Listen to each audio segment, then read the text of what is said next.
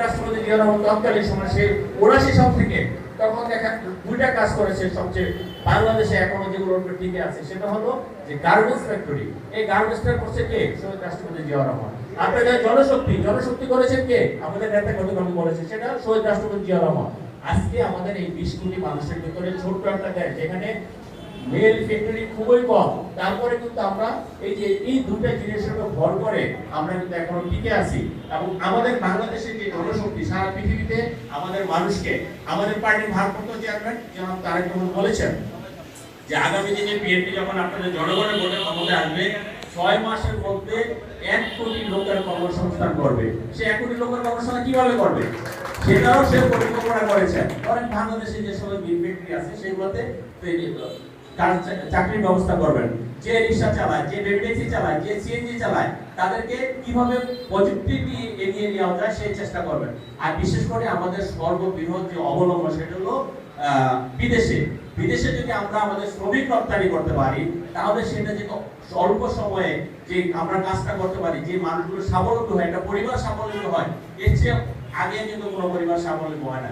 আপনারা এখানে সবাই জানেন, আপনারা খেয়াল করেন যে এখন মালয়েশিয়া যাওয়ার জন্য একটা পরিবার ৬ লাখ ৭ লাখ টাকা দিয়ে মালয়েশিয়া যাচ্ছে। বেতন পাচ্ছে কত? ধরেন ৫০,০০০ টাকা।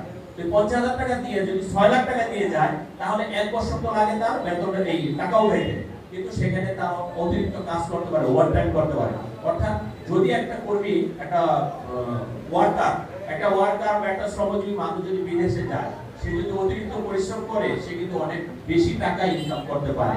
কাজেই আমরা যদি আমার ফ্যামিলিতে ধরেন আমি যদি ১ কাঠা জমি বিক্রি করে বিদেশে যাই এবং আমি যদি পরিশ্রম করি, এবং বাংলাদেশের প্রতিটা মানুষ দেশে থেকে কোনো কাজ করে না, সে দেশে থেকে বিভিন্ন চা দোকানে চা খেয়ে বেড়ায়, বন্ধু ঠান্ডা মেরে বেড়ায়, কিন্তু যখন বিদেশে যায় তখন কিন্তু সে প্রচন্ড কর্মঠ হয়, প্রচুর কাজ করে এবং ফ্যামিলির কথা চিন্তা করে সে কিন্তু অর্থ উপার্জন করে।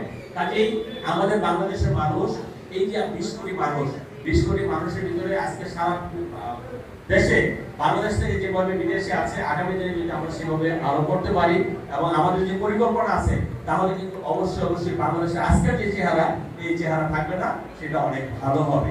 তো এই জন্য আমি বলছি, আমরা এখানে এই যে আমি যদি দক্ষিণ খানের কথা বলি, আমরা এই এলাকার কথা বলি, এই এলাকায় ৯১ সালে আমাদের দেশনেত্রী বেগম খালেদা জিয়া এই এলাকা থেকে নির্বাচন করেছিলেন এবং নির্বাচন করে যখন উপনির্বাচন হয়েছে, তিনি প্রধানমন্ত্রী হয়েছেন এবং উপনির্বাচন হয়েছে, তখন আমাদের এখানে মেজর কামরুল সাহেব এখানে এমপি হয়েছিল।